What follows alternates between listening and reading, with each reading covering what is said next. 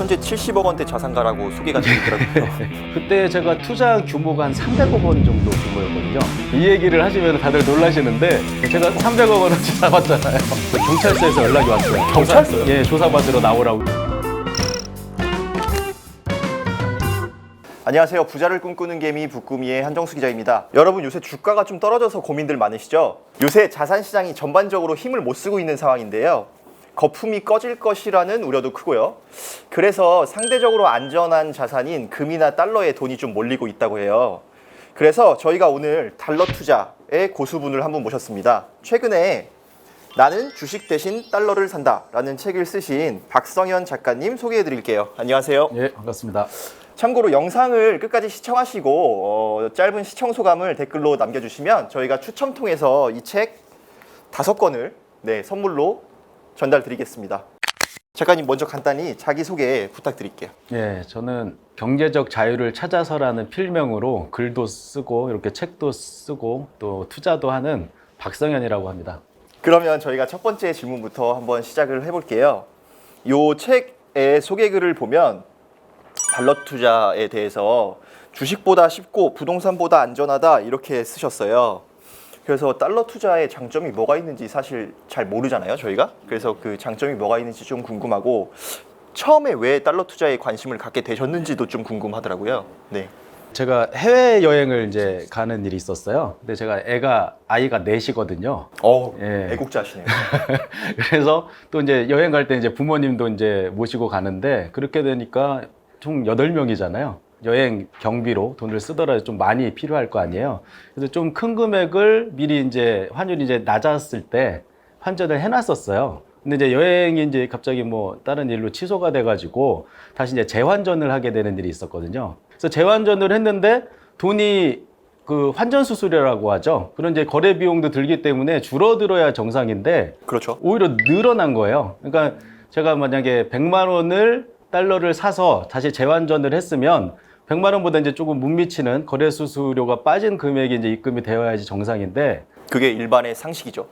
그렇죠. 근데 환전을 하고 나니까 환율이 이제 올랐었나 보죠. 오히려 이제 100만 원이면 뭐 101만 원으로 이제 입금이 돼 있는 걸 이제 확인하고 아, 달러를 사서 이렇게 수익을 얻을 수도 있는구나라는 걸 이제 알게 됐어요. 그래서 그 뒤로 이제 여러 가지 경험을 하면서 이제 수익이 이제 점점 늘어나게 되고 아, 달러 투자로도 충분히 어떤 현금 흐름 창출이나 이런 게 가능하구나 이걸 이제 알게 된 거죠.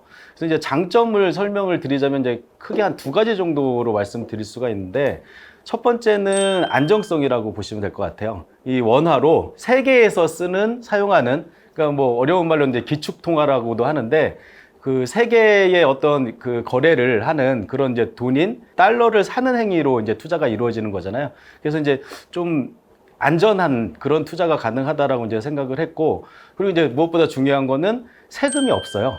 예. 그러니까 부동산 투자나 이런 것들은 뭐 양도세나 취득세나 뭐 이런 것들이 많이 있는데 그 달러 투자 같은 경우에는 내가 달러를 투자해서 어떤 환차익이라고 하죠. 네. 그 수익을 뭐 1억 원을 얻었던 10억 원을 얻었던 100억 원을 얻었던 세금이 0입니다. 이 소개글 같은 것 좀 봤더니 현재 70억 원대 자산가라고 소개가 되더라고요. 그래서 달러 투자로 대략적으로는 수익이 어느 정도 뭐 얼마를 투자해서 어느 정도 수익을 얻으셨는지가 좀 궁금하고요. 그리고 달러 투자 외에도 어떤 투자들을 하셨는지, 투자 경험이 어느 정도 되시는지, 그게 좀 궁금해서 정말 여쭤보려고요. 예, 제가 이제 달러 투자를 좀 공격적으로 했을 때가 2018년도였는데 그때 이제 환율이 되게 낮은 상황이었어요. 그래서 이제 좀 공격적인 투자가 가능했었고 그때의 수익을 말씀드리면 이제 시장 수익률이라고 하는데 1월 1일 날 달러를 매수를 해서 12월 31일 날 팔면 한 5.7%의 수익을 얻을 수 있는 이제 그런 때였거든요. 근데 이제 저는 거기에 한 17배 정도의 수익을 달성했는데 그러니까 한 100% 정도가 돼요. 그래서 이제 그런 얘기를 하는 거고, 그때 제가 투자한 규모가 한 300억 원 정도 규모였거든요. 예, 이 얘기를 하시면 다들 놀라시는데, 제가 300억 원이 있어서 그걸 투자해서 뭐 그렇게 수익률 100%를 달성한 게 아니라 그 달러 투자는 좀 특성 같은 게 있어요. 조금 이따 이제 또 설명을 드릴 텐데, 좀 사고 파는 거래 횟수를 좀 늘려가지고 복리의 수익을 창출하는 뭐 그런 그 시스템으로 투자가 이루어지거든요. 저 같은 경우에는. 그러다 보니까 예를 들면 뭐 10억 원씩 30번을 하면 300억 원이 되잖아요. 그래서 300억 원이라는 얘기는 제가 이제 매수한 달러를 다 더해봤더니 1년 동안 그 정도가 됐다라는 걸 말씀을 드린 거고, 실제 이제 투자 원금이 있을 거 아니에요. 뭐 원금에 대한 수익률이 한 100% 정도 됐다, 17배 정도 됐다, 뭐 이렇게 이해하시면 될 것 같아요. 그럼 어쨌든 10억을 투자했으면 20억이 됐다는 말씀이잖아요. 예를 그렇죠, 들면. 그렇죠. 예, 예.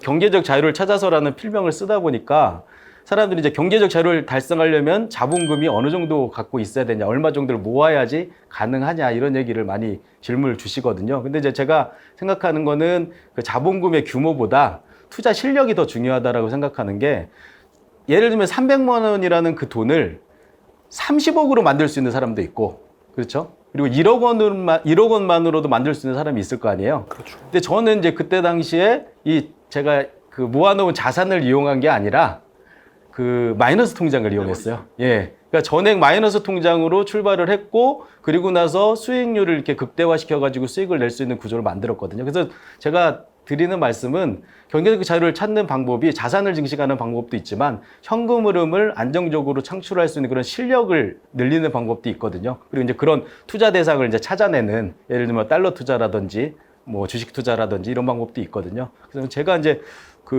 지금까지 투자를 했던 방향들이 그랬던 거고, 달러 투자는 자산 증식보다는 제가 해보니까 현금 흐름 창출 쪽에 좀 포커싱을 두시면은 더 좋지 않을까, 이런 생각을 하고 있습니다.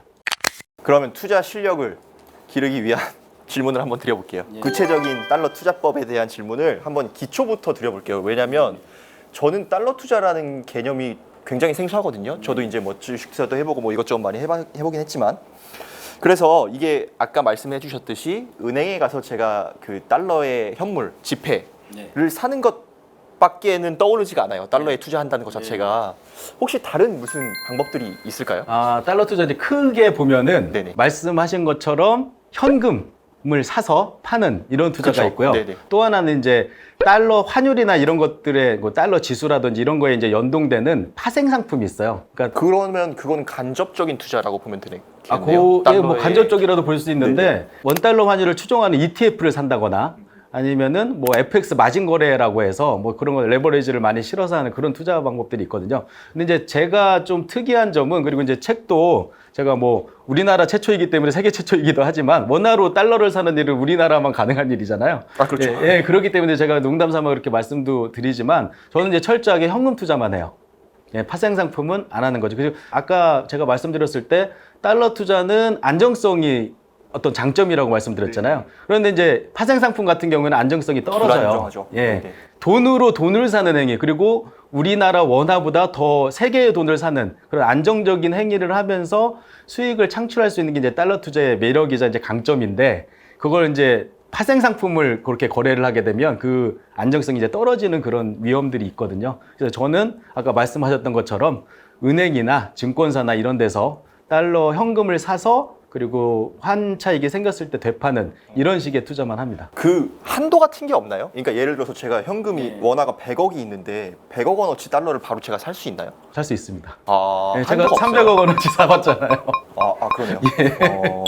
돈이 없어서 못 사지, 돈이 있으면 뭐 마음대로 살 수 있습니다. 그렇구나. 예. 그 아까 세금도 잠깐 언급을 해주셨는데 예. 어쨌든 환차익이라는 걸 얻었으면 제가 돈을 벌게 된 셈인데 소득이 생긴 거잖아요. 소득이라고 할 수 있는데 그 소득세가 0이라고 하니까 이제 깜짝 놀라시잖아요. 네. 저도 그랬어요. 맨 처음에 달러 투자를 했을 때 네.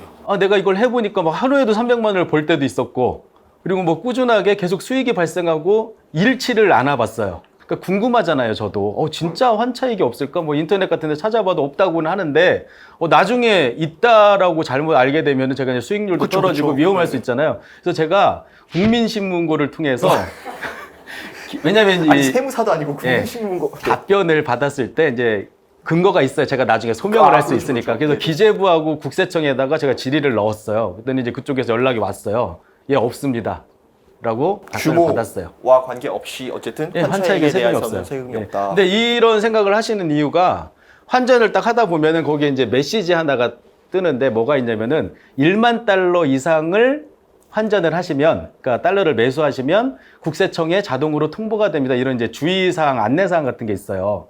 그거를 딱 보면은 이게 좋은 일이 아닌가 보다. 달러를 환전하는 게. 그리고 이제 국세청에 통보된다라는 거는 뭐 세금이 있어서 그런가? 뭐 이런 생각을 할 수 그렇죠, 있잖아요. 그렇죠. 그런 합리적인 의심을 할 수 있는 거죠. 근데 제가 이제 겪어본 바를 에피소드를 하나 말씀드리면은 제가 2018년도에 한 300억 원 정도 큰 규모로 달러를 사다 보니 걱정도 됐어요. 아, 혹시 뭐 국세청이나 어디서 연락이 오지 않을까? 이 사람 도대체 뭐냐? 약간 이렇게 그렇죠, 될 수 그렇죠. 있으니까. 근데 아니나 다를까 그 경찰서에서 연락이 왔어요. 경찰서요? 예, 조사받으러 나오라고. 그래서 제가 이제 인터넷에 글을 올리는데 거기에 갔다 온 후기도 쓰고 했었는데 지능범죄팀에서 연락이 왔더라고요. 그래서 제가 갔더니 이제 저는 이제 걱정은 별로 없었던 게 그런 조사를 받으면은 세금이 걱정이잖아요. 근데 세금이 없다라는 거 제가 기재부나 국세청 통해서 이미 확인했으니까 그래서 가서 왜 그런지 알아봤더니 1만 달러 이상을 거래하면 그 자금 세탁의 우려라든지 아니면은 범죄에 뭐 활용이 됐다든지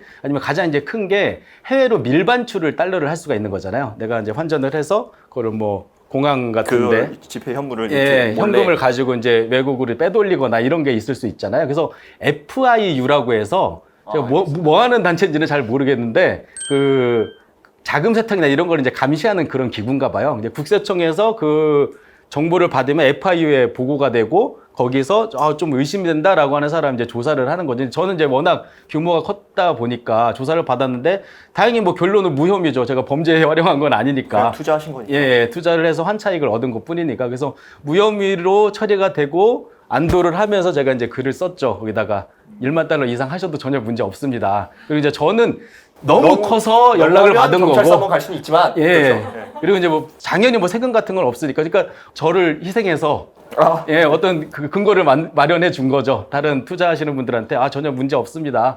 예, 신기하네요. 걱정하지 않으셔도 됩니다. 이런 부분을 말씀드린 거죠.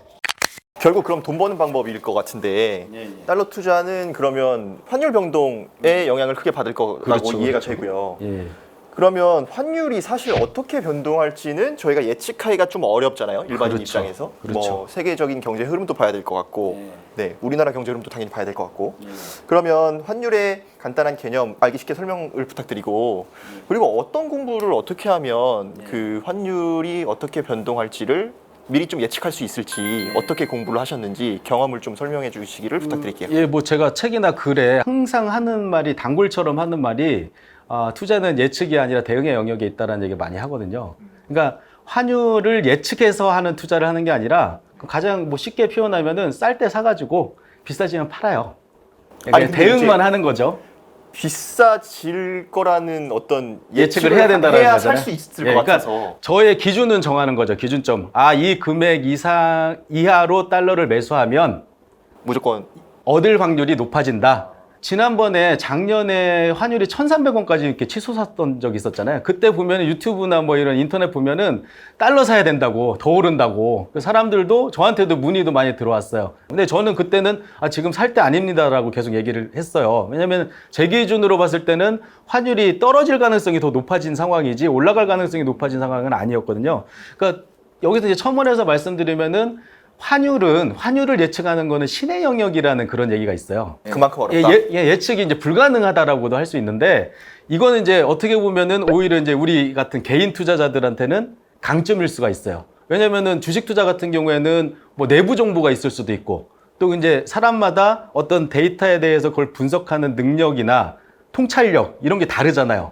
어떤 똑같은 정보를 보고도. 근데 이제 환율 같은 경우에는 전문가나 개인이나 이 예측 자체가 신의 영역에 있고 불가능하다 보니까 좀 공평한 기회에서 투자를 할 수가 있어요. 그들도 모르고 나도 몰라요. 그러니까 예측을 안 하는 거죠, 그냥. 그래서 이제 제가 이따가 투자 시스템을 잠깐 이제 소개는 드리기는 할 건데 그 투자 시스템은 어느 정도 일정 가격보다 낮았을 때 사면 되는데 계속 분할 매수를 하는 시스템이에요.